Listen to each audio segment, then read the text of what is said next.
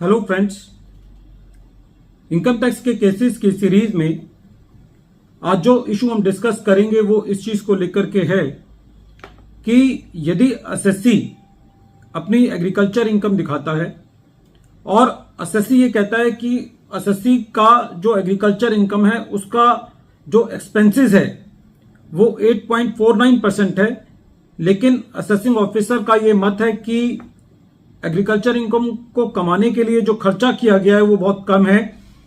और assessing officer अपने assessment order में ये कहता है कि एसएससी ने 8.49 का एक्सपेंडिचर ना करके 30% का एक्सपेंडिचर किया है। तो क्या असेसिंग ऑफिसर बिना रिकॉर्ड पे कोई ऐसी चीज लाए कि एसएससी की कोई अदर इनकम भी है, क्या इस बढ़े हुए एक्सपेंडिचर को और एग्रीकल्चर इनकम को रिड्यूस करके उस डिफरेंस को एसएससी की इनकम में, इनकम फ्रॉम अदर सोर्सेज में ऐड कर सकता है?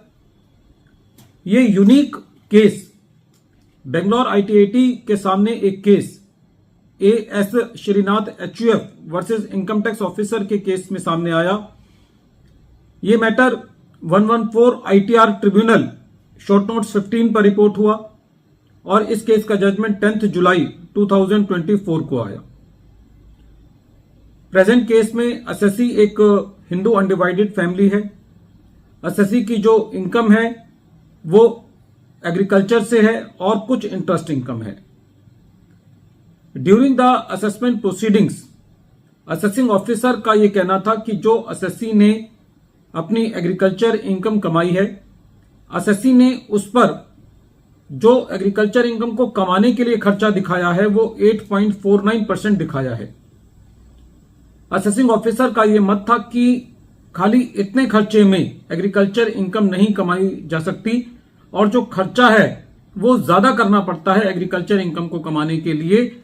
और असेसिंग ऑफिसर ने एक अपना एस्टिमेट दिया कि ये खर्चा 30% होना चाहिए, जिसका कोई आधार या कोई बेसिस नहीं था।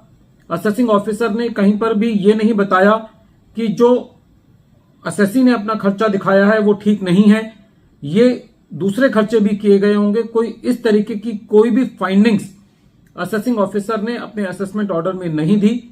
और साथ ही ये कहा कि जो एसएससी ने अपना खर्चा 8.49% दिखाया है और जो असेसिंग ऑफिसर ने एस्टिमेट किया है 30%, उसका डिफरेंस जो कि प्रेजेंट केस में 12,51,096 रुपीज आ रहा था, उसको एसएससी की इनकम फ्रॉम अदर सोर्सेज के अंदर ऐड कर दिया। कहीं पे भी असेसिंग ऑफिसर ने इस चीज की फाइंडिंग नहीं दी थी कि जो एसएससी ने एग्रीकल्चर का खर्चा दिखाया है वो जेन्युइन नहीं है और वो अंडरस्टेटेड है। जब ये मैटर सीआईटी अपील के पास गया तो सीआईटी अपील ने भी लर्नेड असेसिंग ऑफिसर के फैसले को बरकरार रखा, उसको सस्टेन किया। और जब एसएससी इस मैटर को ट्रिब्यूनल लेकर के गया तो ट्रिब्यूनल ने ये कहा कि इनकम टैक्स एक्ट का सेक्शन 4 है जो कि charge of income tax on total income के बारे में बात करता है, और सेक्शन 10 जो कि एग्जेम्प्ट इनकम के बारे में बात करता है, और section 10 sub section 1 agriculture income के एग्जेम्प्ट होने की बात करता है। ट्रिब्यूनल का यह कहना था कि सिंपली खर्चों को इंक्रीज करके और एग्रीकल्चर इनकम को कम करके ऑटोमेटिकली ये नहीं माना जा सकता कि जो डिफरेंस है वो एसएससी की इनकम फ्रॉम अदर सोर्सेज है।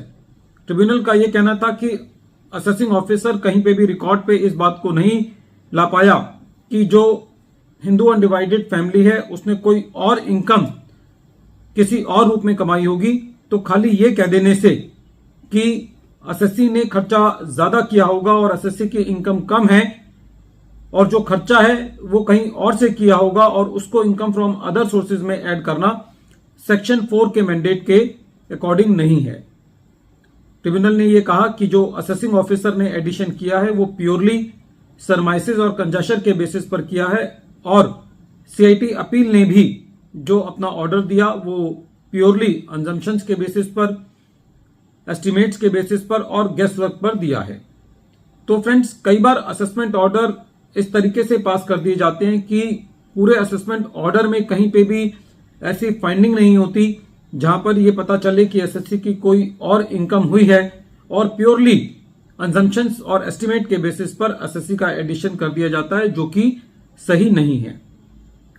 वीडियो के अंत में एक बार फिर मैं केस का नाम रिपीट कर रहा हूं। केस का नाम है AS Srinath HUF versus income tax officer, और ये case 114 ITR tribunal short notes 15 पर रिपोर्ट हुआ। मैटर बेंगलोर IT80 ने डिसाइड किया और इस केस का जजमेंट 10 जुलाई 2024 को आया। Thank you friends.